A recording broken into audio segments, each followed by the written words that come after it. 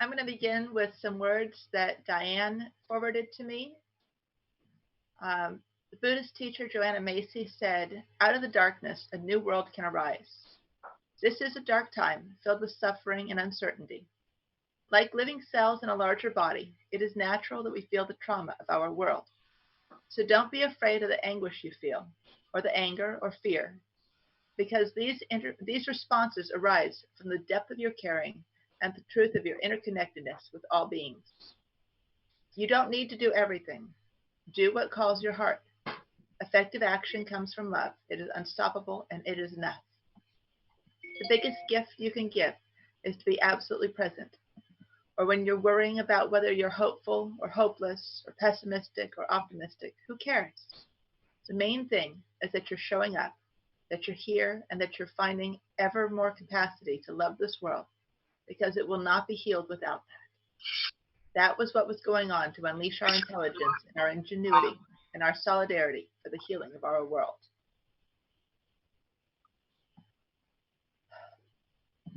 Culturally, we pride ourselves on being busy.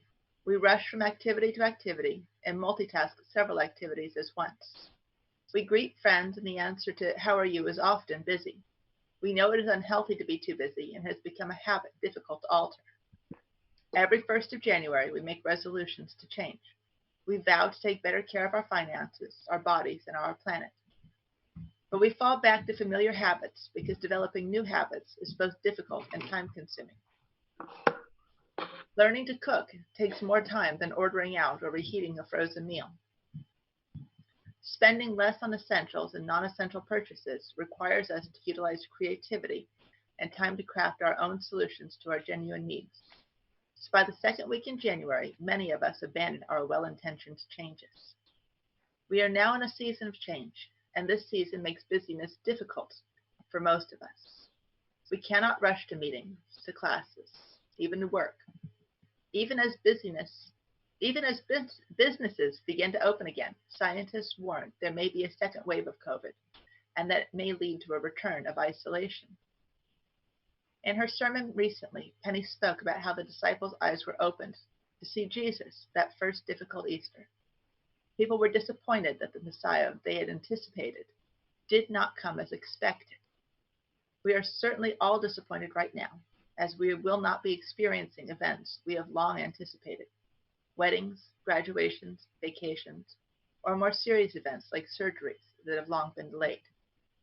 The Bible often demonstrates people learning valuable lessons, making important changes, after periods of difficulty and solitude.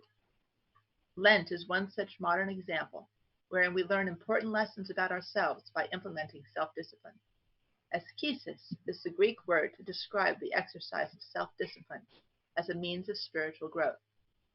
I hope this time of isolation will serve as a time to grow spiritually. I hope this askesis will develop in me the habitual changes I need in order to exhibit my love of the world. Can we use this restriction from busyness as an opportunity for growth? I think we can.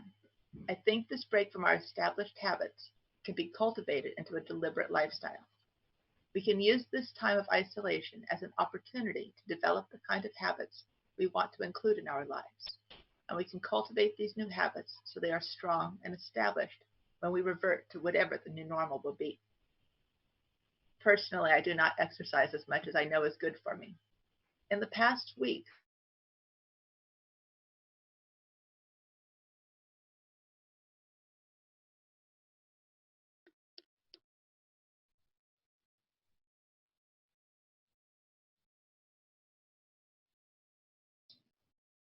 Roberta, we can't hear you. Or I can't hear you. Yeah, it looks like we've lost her internet connection maybe for a moment. Okay. So if she can hear us, I hope she can maybe restart her connection. I'll give her a call. Okay.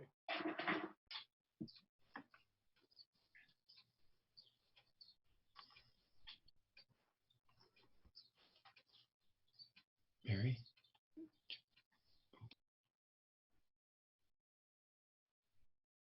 I also mentioned that if she had a problem, if she called in, we could hear what she had to say. but let me give her a call. Yeah, and there is, if anyone has problems anytime with the Zoom meeting, there are dial-in numbers where you won't be able to see the video, but you'll be Yes. able to participate with the vocal, the audio portion. So you can email me if you'd like that more information about that.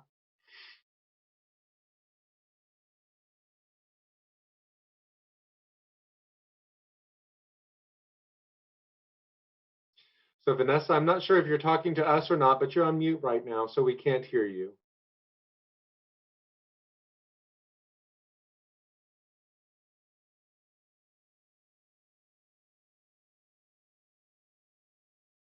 Let's try once more, Vanessa. Can you say it again?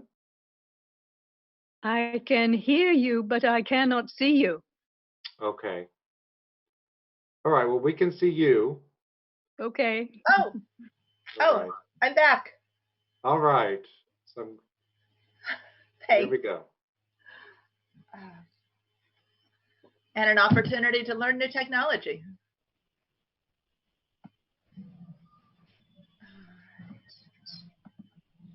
All right. I think I had just completed saying about walking habits.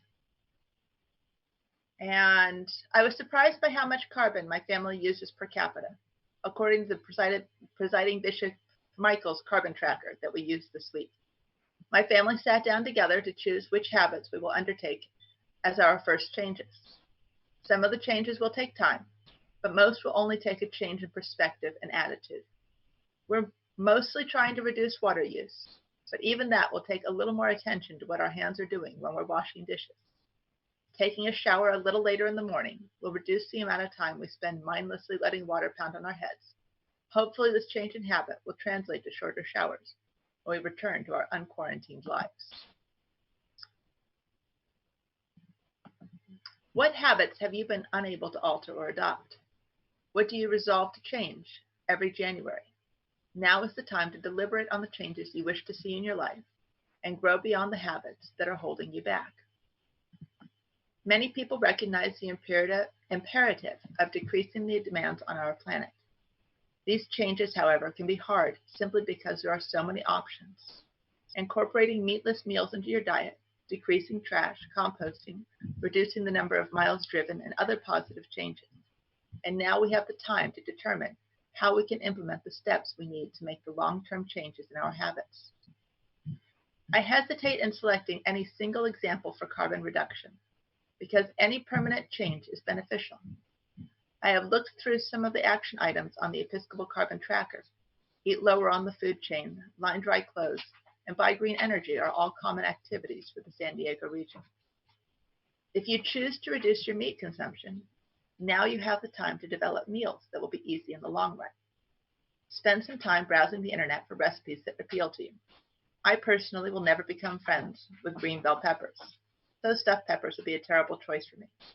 I know people who have a horror of mushrooms, another ingredient prevalent in vegetarian meals. Perhaps a potato and chickpea curry is a favorite dine-out choice. Now you have time to learn to make it. The first time I made curry at home, it took a very long time. I was intimidated by the list of ingredients. Now it is a favorite meal for nights where I have little time between getting home from work and heading back out. Now is the time to use. Now we can use the time we have to learn new things. If you are most interested in big impact actions, now is the time to do your research. I sadly realized that replacing my old gas range with a new gas electric stovetop would be a bad choice for my family. I am uncertain how many weeks it would take for someone to crash a cast iron pan on the stove requiring a new part. However, I did discover dual fuel ranges, which would decrease propane use and allow my family to continue banging heavy pots and pans around. I do not believe these habits would be changed quickly enough. You might want to investigate the feasibility of installing a gray water system. You might have the time to identify which solar company is right for your needs. Learn to knit Christmas presents. Make your own bread and skip the plastic bag. Compost your vegetable scraps to keep methane from being produced in the landfill. Tune up your bicycle and get into shape so you can run one errand a week without using your car. Plant a tree in the backyard, making shade, producing fruit, and consuming carbon. Your first knitted washcloth might not be good for anything except washing your own dishes. Your first loaf of bread might be more like a cracker. Learning new things can be hard and rewarding and stimulating. Many of us can benefit emotionally from the feeling of succeeding at a new endeavor, especially right now. Our habits are being changed right now, whether we realize it or not. Last week during Diane's forum, Penny mentioned that she had become accustomed to meeting virtually, and she wondered if meetings that would in the past have been a plane flight away might in the future be held virtually. I am excited to consider the possibility that companies might be more open to employees working from home, or conferences might be held virtually instead of requiring travel, or people might find skills and hobbies they want to continue, even after we are no longer required to stay home. Open your eyes to the possibilities of this time of unbusyness. Appreciate the growth made possible by the elimination of other demands. I do not want to diminish the pain that many are feeling because of the COVID crisis. However, I do want to encourage you and to remind you that this too shall pass. We can all use this time to grow and develop for a future where the ecological crisis can be resolved, as the medical one assuredly will be. I would like to use the remainder of our time to have a discussion about the habits that we want to incorporate into our own lives, and what we need in order to be supported in the habits that we wish to develop.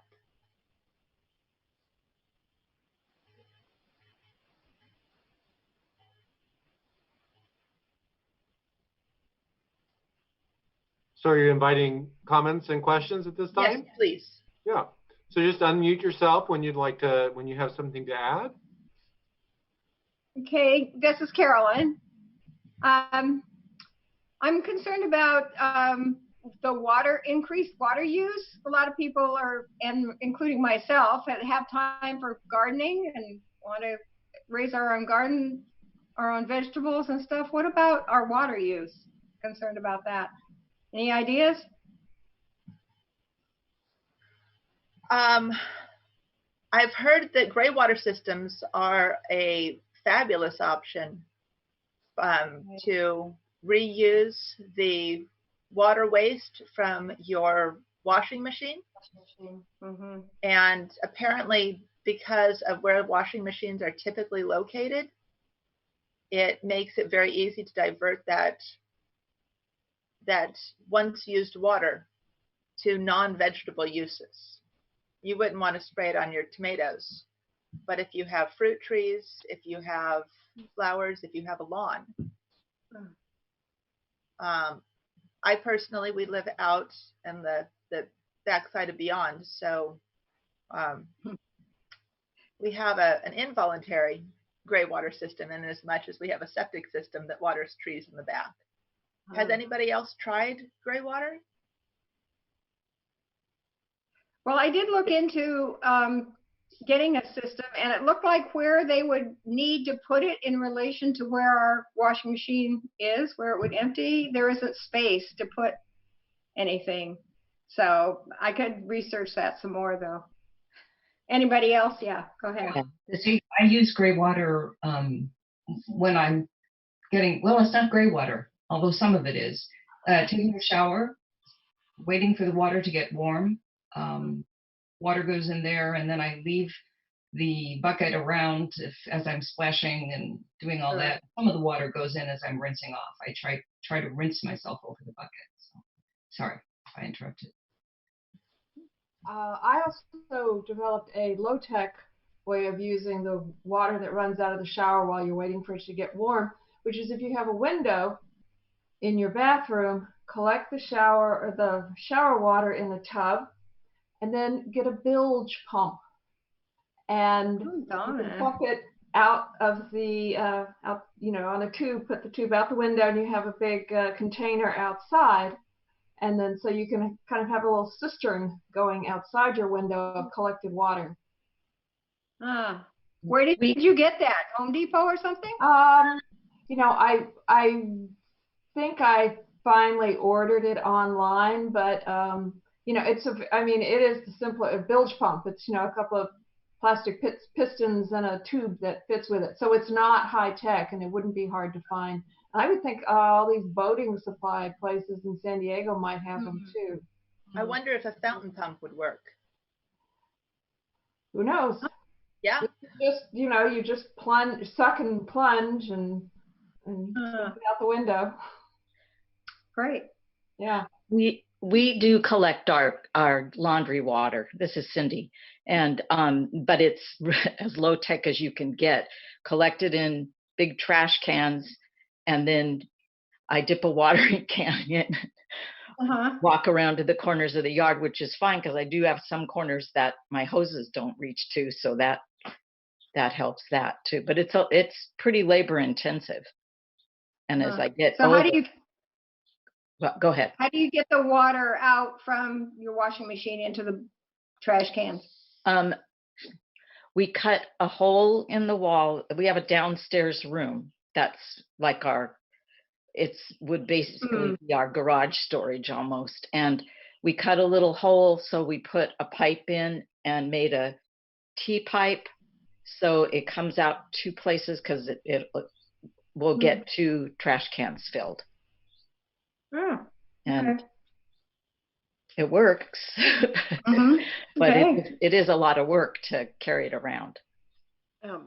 If anybody's interested in a more sophisticated system, Frank Borick put one in and did a lot of research before he did it, and I'm sure he'd be glad to help anybody who wants to really interested in putting a gray water system, because that's part of he's been working on that house for about 5 years now, and I think that's part of the first things he did.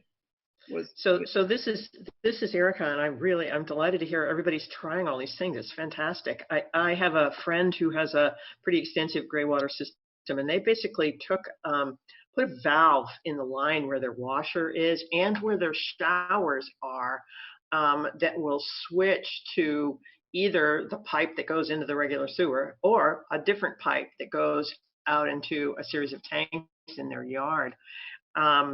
So, you know, that kind of switch gives you the chance to do either. And the reason being that sometimes, depending on the detergent being used, you have to use, you know, like the organic detergents and things that are not going to be bad in the gray water for the plants.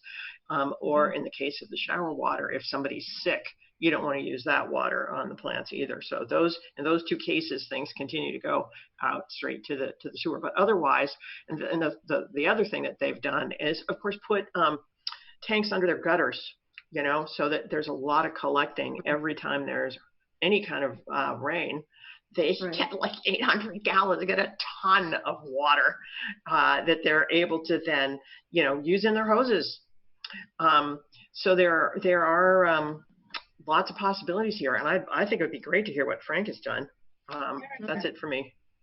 Erica, how do they connect to the hoses to the rain barrels? I think it's just a question of well, the hoses from the house. You know, I'm not entirely sure about that, but I think these are all like PVC connections, so that if your household handyman like mine is good at making those kind of connections, there's technology for doing that. I don't know what it is, but their tanks were you know, plastic or whatever, you know, the large water holding tanks. So they were not metal, and the pipes coming out were not metal. So I think they put fixtures in of some sort and then plugged it together. So I'm sorry, I'm not that clear on all the details. I was just thinking that might be an easier solution than having to use a watering can for the bilge pump trash can system. Well, I do think it takes some understanding of the way water flows up and down, you know, so that you make sure that these connections are happening in such a way that gravity is your friend. So, you know, whether there's enough pressure coming out of the washing machine when it's releasing to go up a little incline into a tank, I don't know that. Right. But I think maybe that if Frank has looked into this, that would be, an interesting angle on how do you do this. And again, I'm sure that there is quite a bit of information online for making these connections. And I could probably even ask my friend what kind of resources she used. That would be grand. I'll add something to what Erica said. I tried the very low tech, the bucket in the shower for a while. I don't have dirt, I just have pots. So my plants have a limited amount of soil, and they started to die because a lot of them were acid loving and they didn't like the soapy water. So watch out for that. Mm-hmm. One way to get started kind of early is collecting rainwater. First of all, the water's up on your roof and it's high, so it's you got gravity working for you. And it's just a matter of, and most people have gutters or water diversion systems for their roofs. So it's just a matter of getting a large barrel underneath and collecting at least collecting rainwater. Right. You can. Is there a concern for mosquitoes? Yes, there is, especially out here in East County. Yeah. And you get those little donuts at Home Depot that have, what is it? Bacillus thuringitis. Oh. And you drop it in there, and that's a easy way to knock off mosquitoes. Home Depot has BT donuts. I didn't know that. Well, that and there's nurseries have them too. Oh, that's good to know. Yeah.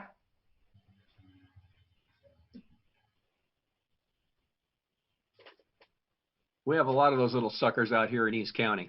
Yeah. We have them too. We got a new variety last year or the year before, and I'm not loving them. Yeah. No. When I was at St. Thomas on the East Coast about 15 years ago, we had a workshop at church on how to do the rain barrels and make all the connections, because rain comes in Baltimore a little bit like it does here. You get a lot of rain and then it doesn't rain for months. And what they used for the big plastic barrels were big plastic barrels from food production companies. Different flavorings and syrups come in those big barrels, and they can't be reused for food. They're one use only plastic. So it's a wonderful way to reuse heavy plastic barrels that otherwise are going to go to some, waste disposal place. And they actually could you can set them up in series. So you have 8 or so connected. Depends on how much space you have in your yard. St. Thomas Church was kind of in the country, so a lot of people had acreage, but there's space. And if you get really fancy, you can actually put those barrels underground so you don't have to look at them. That requires digging in East County, and that's not a thing. Yeah. Here either. Roberta, I was really interested in what you said about red meat and reducing your carbon footprint through, what really resonated for me was the story of chicken curry and how it was so challenging in the beginning, but now it's a quick meal for you. I really struggle with my consumption of red meat, and I'm just not ready to let it go. But I would like to be, and I wondered if you could say more about that and how what your journey in that process has been like. I'm not a good cook. I don't like to cook, and I really like red meat. I wonder if you or anyone else has ideas about that. I don't know if I'm the right person to ask about that. I stopped eating meat over 20 years ago. And so it is a very entrenched habit for me. Tom stopped eating meat about 17 years ago, so about the time that Jack started asking hard questions. And I do know that it was a long process, and it was a challenging process in the beginning. And I'm always changing and adapting. Has anybody else started more recently reducing their meat consumption? Oh, sorry, go ahead. No, I was just going to, hi, everybody. I'm a friend of Roberta's actually for many years. But my name is Anna. And while I could totally go without meat, I have family members who cannot. But one of the things that I do, just trying to be very conscious of how much meat we consume, is any recipe I make, I always have the meat in it, whatever it calls for. So, for example, one of our meals is like nachos. And so I'll do the pound of turkey, but then I add a pound of beans and I stretch it so it makes 2 to 3 meals. I just try to reduce having it. Like yesterday I made a lentil loaf instead of a meatloaf. And while it sounds, crazy, it's actually better than meatloaf. And yeah, things like that. And just thinking about replacements. We had enchiladas the other night, and they were butternut squash and black bean, and they were so easy with the enchilada sauce. It's just kind of getting over that. A lot of times I'll use mushrooms as some of the replacement, because when you ground them down in spaghetti sauce and stuff, it'll give you the texture of a meat if that's what you're missing. But a lot of times it's even more flavorful. And so that's just one thing. Thanks. I've reduced my consumption of red meat, beef particularly, quite a lot, just because it doesn't agree with me so much anymore. Maybe that's just me, but I think there is, for quite a lot of people, as you get older, your digestion gets less forgiving. And especially in the evenings, I find that red meat just sits really heavily. And so that's been my incentive to reduce it. Would it be helpful to have a resource somewhere where people could recipe share, especially people who are trying new things, and they could share what is transitional for them? Yeah, we have that on the blog. We have a recipe section on our blog. Yeah, and I'm thinking if it becomes really extensive, we could have a separate document, and the blog could refer to that document for, everything vegetarian. One thing I was thinking too, Jeff, is that if you're eating red meat a lot, then if you cut back once or twice a week, you can do it with simple foods like pasta without meat and using, grated Parmesan cheese or a few pine nuts, which are also a protein source.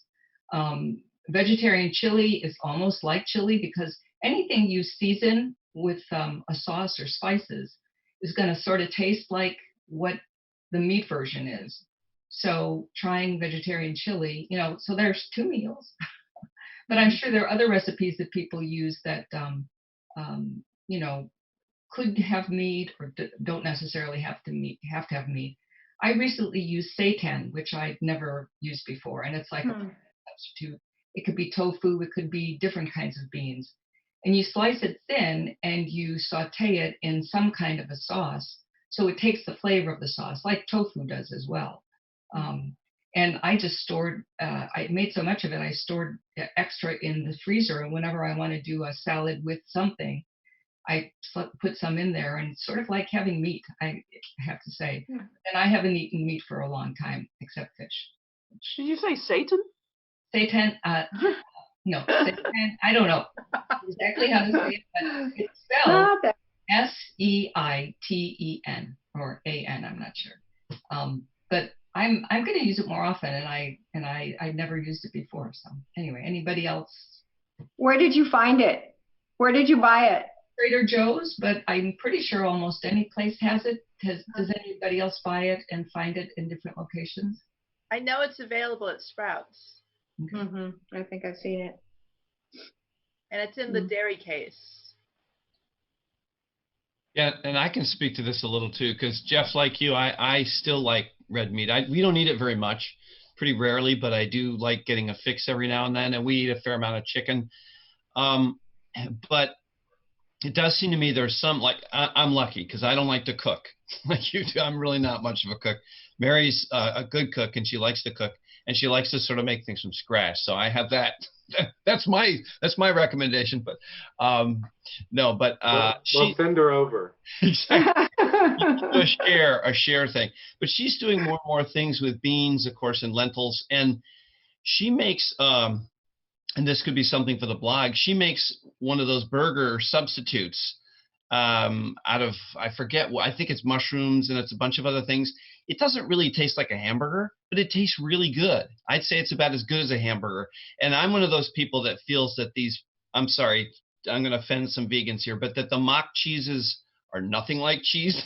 But anyway, yeah, so that's one thing. I do think that burger thing is good. And then the beans begin to really grow on you. So. But one of the things you said that you don't like to cook. I'm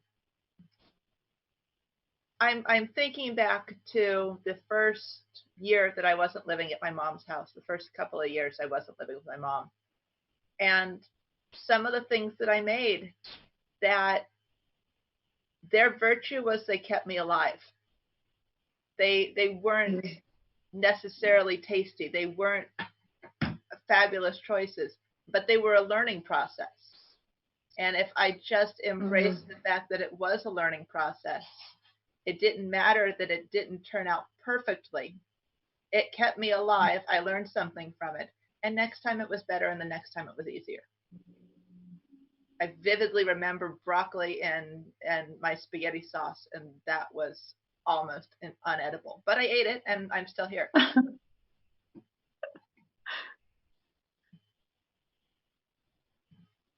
And Phil, I would love that mushroom veggie burger recipe, because I'm still buying veggie burgers, and anything is good with pickles and tomato on top.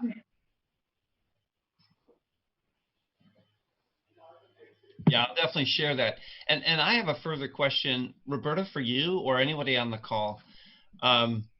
This kind of goes back to the gray water systems and stuff, but does anybody know of a kind of show house in the area within, driving distance or biking distance, whatever, which would have gray water systems, would have, solar, would have, in a sense, kind of a greenhouse that's simply there to visit?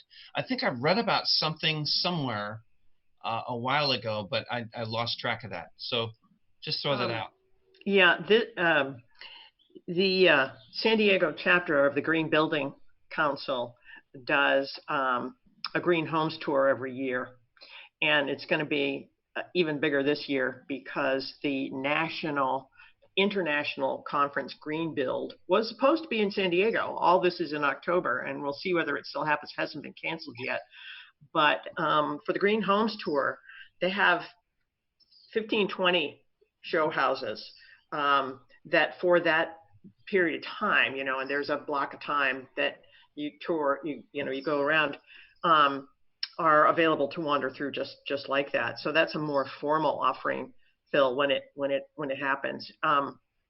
The other thing is my pal with the water system I was describing earlier. I was there because we were having another group of my sort of sustainability peeps were meeting there at the time, and she has, I think she does have solar, but that was not the focus of our tour. Her water systems were, and if when we are able, if that is something the group would like to do, I could see whether she'd be willing to show off her it's her passion project for, like, I don't know how many years, but she's got an incredible, a fruit bearing bunch of trees over here and another group over, citrus over here, and just, it's quite but she's investigated all the pieces and put it all together, so it's really fun to see. So I think also Cuyamaca College has a water use garden. Yes. And I've never been out there. I have. I have. Oh, good. I have. Yes, they do. But I don't know if they're open up right now. Eventually, when things open up, that'd be a good place to go and check out. I said before, I had this friend who was panicked about moving back here and not being allowed to have a lawn in her front yard of a new house. And that's one of the first places I took her was Cuyamaca, so she could Oh, you're muted. Agnes, you're muted. I said, I took my friend who was panicked about moving back to this climate and not being able to have a lawn in her front yard, that I took her to Cuyamaca. That was the first place we went about 4 or 5 years ago before the house was finished and before they moved in, so that I could show her what a beautiful garden you can have without having a lawn, and that you could have water-wise plants that were colorful and beautiful, and also reminded her that in San Diego we garden 12 months a year. So it's an adjustment for people who come from climates where you garden 5 months of the year and the rest of the year is covered with snow. So you don't really want a high maintenance water thirsty garden because it's too much work for an individual homeowner. But the San Diego Hort Society has an annual garden walk, which of course they didn't have this year too, and then again, Frank Borick is a great resource. As soon as we're allowed to travel, he would love to show off what he's done at his house. He has his own blog, and I of course can't remember how you get into it, but he has his own blog that's detailed exactly everything he's done at that house, and he's just made it a completely green house with a green yard, and he's done all the research. You know, he's a scientifically inclined anyway, so he did a great deal of research before he did it, and he did all the work himself, so he really knows what goes into it and how complicated it is to do different things. So, and I know he's anxious to be a resource for the parish too. It's not like he's keeping any secrets, that's for sure. But I think it might be nice for some later simpler living event absolutely to invite him. And he'd be very, very willing.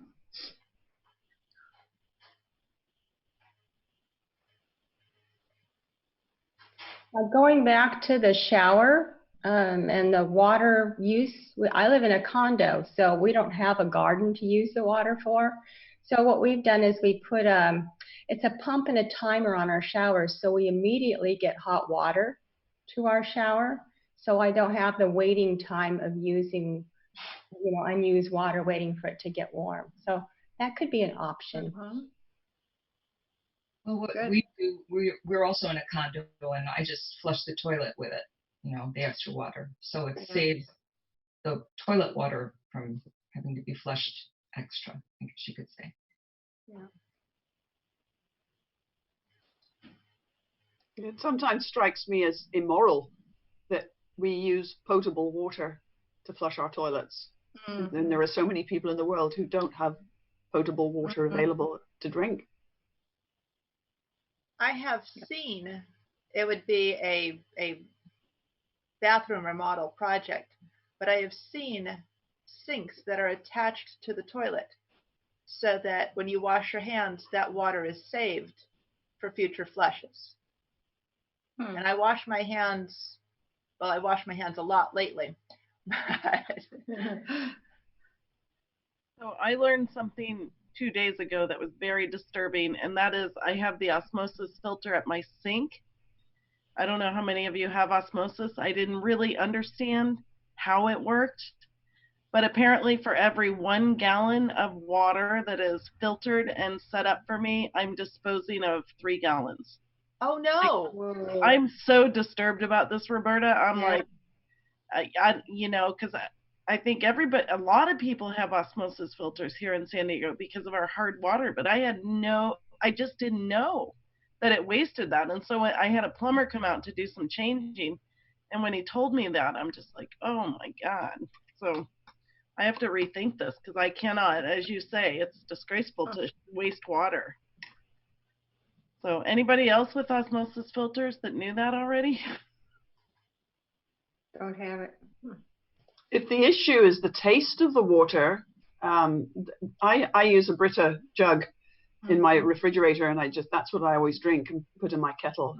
I top it up from the tap and let it filter. Right. I have a filter that attaches to the faucet in the kitchen. and there's no possible way for the water to be returned. So you just get the cleaned water there. It's like the Brita system, but it's a lot easier to use it for cooking or for the kettle. Does it have a tank, or is it just like a carbon filter you change? It's just like a carbon filter you change. I'll send you a picture of it later. Okay, great. I can't remember the name of it right now. Okay. The only sad thing about those filters, I use a pitcher as well. Eventually you have to throw them away. They go in the landfill, and that's not so good either. So no. Hopefully somebody's working on technology that will bypass some of that. I'm not even sure how, but hopefully. Doesn't Brita take theirs back for recycling? Wow. I've never heard that. No, me either. I use the Target cheapo versions of the Brita. I don't know that they would take those back, but I do wish that we could recycle them for plastic. Mm-hmm. Yeah. There is a possibility of taking the reverse osmosis wastewater and getting it into your gray water system, although it's going to be heavily saline. So you got to watch who you feed with that water.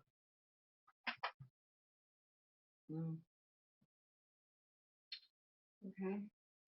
I have a question about there's a debate in our family.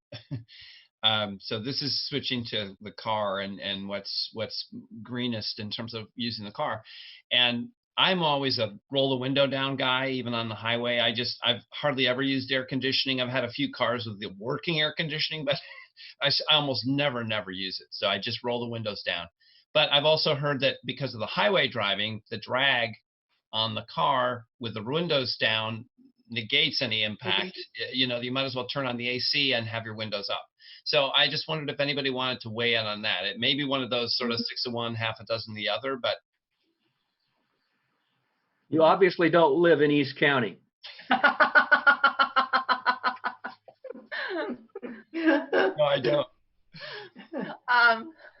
On the East, I don't know what it's called, but the Episcopal carbon tracker that Diane presented last week. On that, it said that if it's under 90 degrees and you're going less than 60 miles an hour, it's better to have your windows down. And if it's over 90 degrees or if you're going over 60, it's better to have your windows up and use the air conditioning. Okay. Speaking of that carbon tracker, if you haven't gotten on it yet, you really should, because it's kind of fun to play with. I would encourage anybody to jump on that. The more how many people do we have on it now? Do you know, Penny? A couple of days ago, there were 8 of us in the St. Paul's Cathedral group. Well, and I think 8? I just joined up yesterday. So that's 9. So it's growing. It's growing. Yeah. But the other thing I just wanted to say about this, under the heading of growing outside of habits, I think what we just learned about under and over 60 and temperature is so helpful, because this debate, Phil, has been in my mind, but it's also in my family, because some people grew up with air conditioning everywhere, and some people grew up with air conditioning nowhere. So we have this debate often. And so I really appreciate that rule of thumb. That's extremely helpful. Thank you.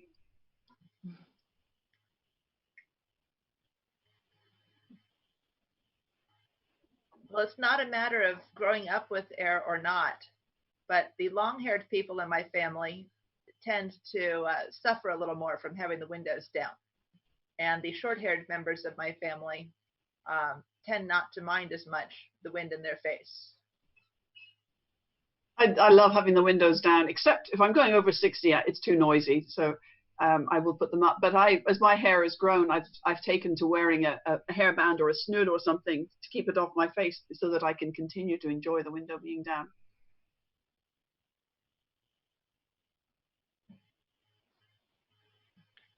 I think so to collaborate. That is could be useful or practical to collaborate with the environment, not only recycle, save water. I have some practice. I try to do some practice. For example, when I eat some fruits, and sometimes I take some little pieces and put in my garden, and this can renew the life of the earth, and try to also recycling when you put the trash and your garbage, you can try to recycle, but this can be used, perhaps useful, can be helpful to care environment also, save water, etc. Mm-hmm.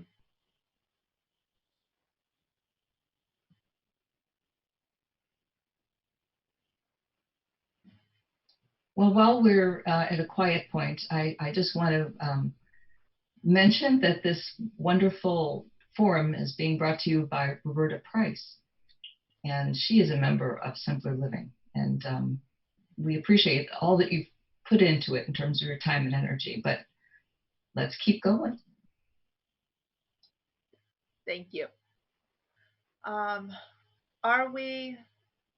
I'm not sure how late we're supposed to run. I don't want to overrun because I know that other people have things they need to do for the next service.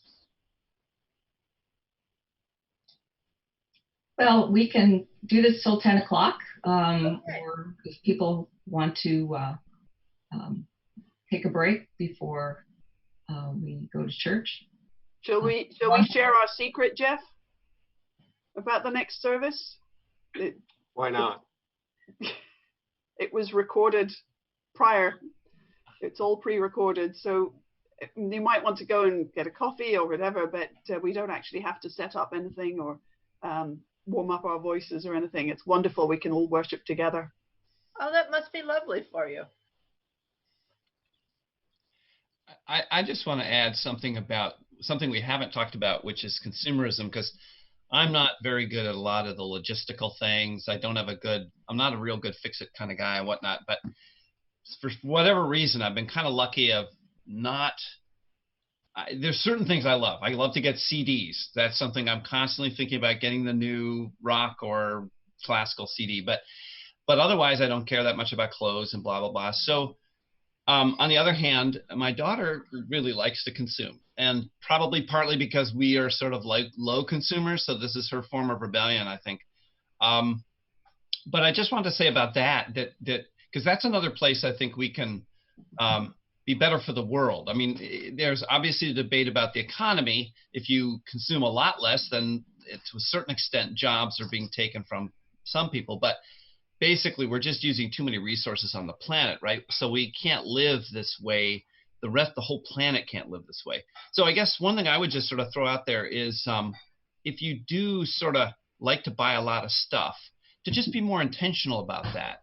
Kind of think a little more about, is it something you really need? If it's something you don't really need but really want, maybe it can be a reward for something else that you might sort of be reluctant to do, like for me, getting out there and doing the weed whacking that I need to do. Anyway, whatever. So I just throw that out and see if there are other thoughts people have about consuming things, techniques you use to kind of consume less. Well, Roberta, you were talking about how hard it is to create new habits, and this is an extended period in this coronavirus time where we're not doing as much buying, consuming, going out shopping, and I'm hoping that I can continue to reduce my not only the trips that I take to shop, but the things that I think I need that I don't really need that I might have bought. You know, I can continue after this is over these habits that I'm getting now. So I'm hoping to continue not buying so much.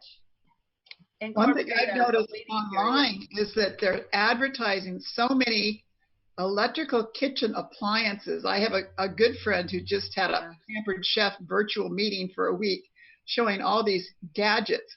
And I think if we get away from that gadget, I mean, when I moved, I decided I would see if I can do without a microwave. I haven't had a microwave for 10 years and it's just fine. I don't have a blender. You don't need to fill up your counters with all these small appliances that have maybe one purpose. I remember there was a hot dog cooker at one time that somebody had given. It didn't do anything else. I mean, it's just ridiculous. have all these things that have only one purpose. And if we can just get out of your mind that you need a special gadget or a special small electric appliance for every task, particularly in the kitchen. And I think it's a big temptation for people who are cooking a lot now and they weren't before. People are buying bread machines, for crying out loud, and it's actually so much more fun to actually do it without the bread machine. And I no longer even have a food processor because mine died after almost 50 years. And I thought, I don't really need to replace this. So I think that's part of, to me, that's part of the philosophy we have in Simpler Living, is a lot of these things we can do without all the supposedly conveniences that advertising has tried to convince us that we really need. Yeah, the advertisers, especially on the web now, want us to buy spontaneously as soon as we see an ad. And I've discovered that a discipline that helped me is just to wait a few days or a week, write down what it was that I thought I wanted, and see how my desire changes over a space of time. And most often, really, I discovered that I really didn't need that thing and I really don't even want it. So waiting, just waiting. Don't buy anything instantaneously because the ad is so tempting. Good. Yeah, I really agree with that. And just a thought for those of you who are cooking more, the new technologies that are coming into new homes in California maybe bear looking into, and I'm particularly thinking of the induction stoves. Supposedly people were resistant to look at those because they thought, well, we don't know how well it cooks and it requires some changes. But in areas where all electric homes are now being encouraged, if not mandated, there's been a lot of outreach to professional chefs using induction stoves, and actually it's becoming quite a thing that they are more popular. So it is a different way of cooking, but it is so much more efficient and lower on our carbon footprint. So that might be something for people to look into if they have time and interest. I think we can look at almost anything. When I'm trying to make masks, I haven't gone anywhere. I'm using what I have. Embarrassed to say that I took some old underpants and used the elastic to make the ear. That's creative. If we could just, and I think I'm trying to do this most of the time. If I want something, what can I figure out how to make that's like it? It's a challenge. It's good to challenge our minds, and it may be something we need more and more as we're moving through the environmental crisis as well. So COVID has sort of given us kind of a time to prepare, to be more aware of what we could do. And so. Yeah, this reminds me of a good New England saying that I grew up with, maybe others from New England did as well, which is take it in, let it out, make it do, or do without. And I'm very fortunate in that I did grow up with a little cottage on an island where we have rainwater, and to this day these are the systems, just rainwater for all washing purposes, drinking water from the community well. We do use one of the original composting toilets, and we do have an old gas stove and gas refrigerator that we will in time replace, but we have already replaced all the lighting with solar. And what it teaches us is a degree of care about everything coming into the island has to be disposed of somehow. Are you going to recycle it, compost it, or take it off? So, the thought process has been pretty well inculcated in my family, and there's another 100 families on the island that we share this with. And it really, when you think of things as a closed system, everything has to go somewhere. So that consumer item, it's not going to, it could work on the island. It could take all my solar for the day, and is that a choice I want to make? And some people do, they, put on some more solar and have that vacuum cleaner, but not a washer dryer. It's not going to happen out there. There's no septic, or people that do put in their own septic, and that's another big factor. So anyway, it is a type of systems thinking. I'm going to say a little bit more about this next week in terms of systems thinking that I think we're getting back to in COVID times. People are pointing out that they're reusing more things and thinking or learning or relearning more skills for themselves, so that we all don't have to be so specialized in the outbound world either. So that's the thought. Can someone who knows more than me talk about recycling and the carbon impact of recycling? Because it sometimes feels like, oh, if I recycle it, then I'm not doing any damage. But I've also read that recycling may not be that harmless, and that the facilities are far away, and that transporting the recycled goods has a big impact, and so forth and so on. Does somebody on the call have an opinion on that? Right now, I understand that a lot of things that are in recycled bins are going into the landfill, just because the markets are not there or there are problems. I can't remember exactly the reason, but I'm hoping that that changes. I think that there was some talk about having more recycling within the country as opposed to sending it overseas, which would help a bit in terms of the distance issue, but transportation issue. But one of the issues is, as of 1 January, China stopped receiving our recycling waste unless it went below a certain threshold of contamination. And that means that most of the recycling that we had been sending off to China in the empty return container ships was no longer being accepted, and a lot of it is being disposed of. Now, it's more of a problem for plastics than steel, aluminum, and glass. Steel, aluminum, and glass tend to have higher markets, and those three save a lot of energy by recycling them rather than harvesting raw materials.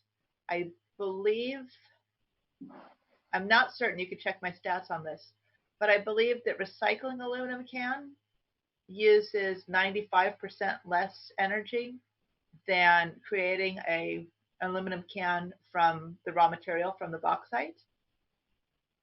And so when we recycle our aluminum cans, we get a very high return on the amount of energy we save. But plastics, we don't get nearly as high a return, and plastics are not a cradle-to-cradle recyclable item. Plastics degrade as we recycle them. So if we recycle plastics, it is still on the slow path to the landfill.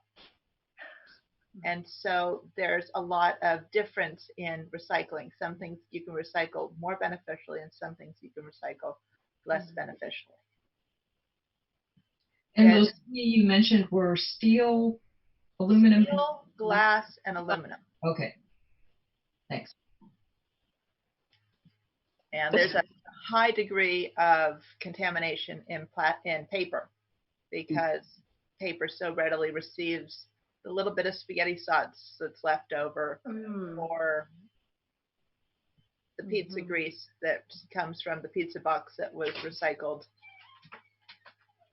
inadvisedly. The small things that I do include reusing things that you would think of as throwaway, like plastic bags, and washing them and using them and washing them and using them. And the same with the takeout containers, the plastic ones, and then always washing everything before it goes in the recycling, which is a new habit I've learned. I didn't realize until recently about the contamination. I mean, it's one of those small individual things, but it's another habit to get into. Yeah.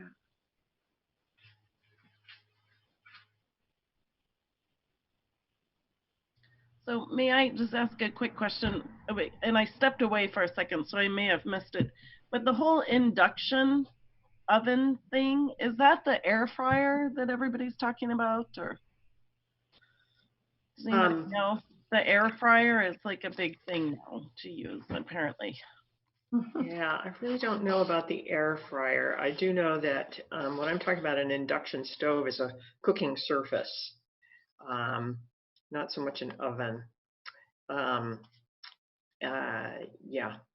And I'm sure you're not thinking of convection stoves. That's something different entirely, but Hi, I'm not familiar.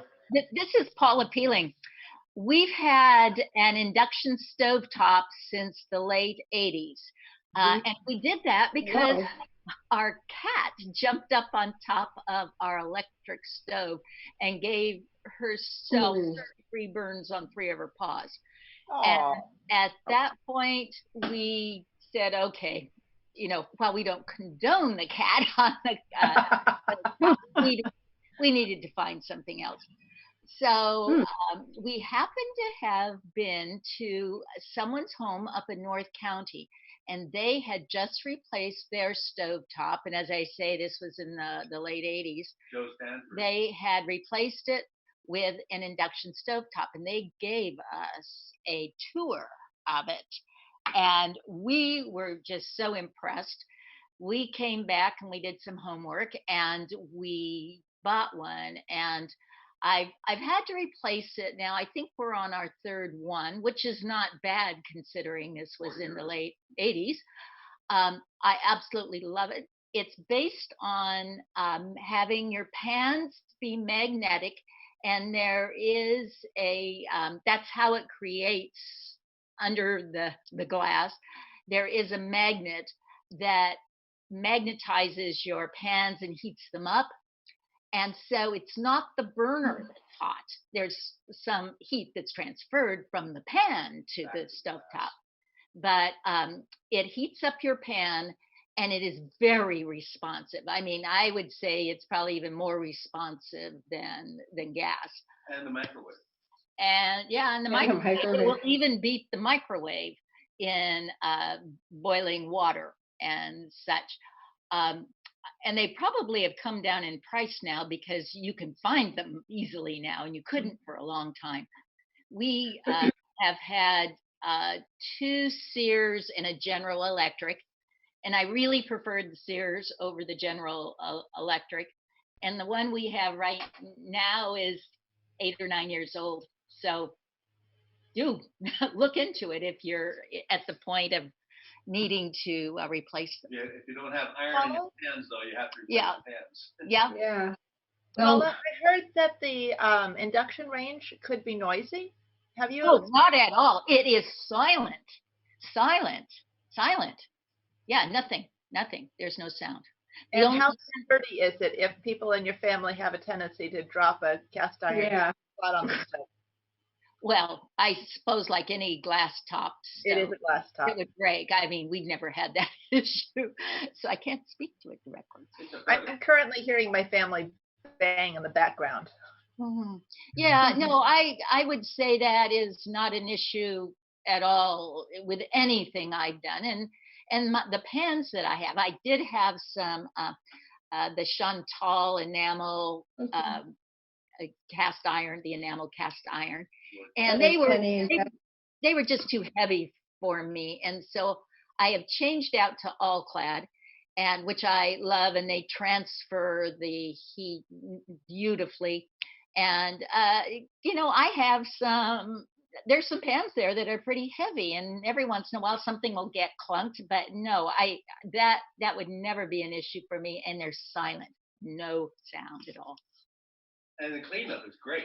And my husband says the cleanup is great of the stovetop, since he's the one that normally does that. So anyway. So Roberta, what do you think? This has really been a great conversation, great discussion. And next week, Erica, do you want to mention your forum? Well, it will be on the energy side of the coin, energy topics, and talking a little bit about the net zero energy world ahead, how we're going to get there, what some of our habits might look like.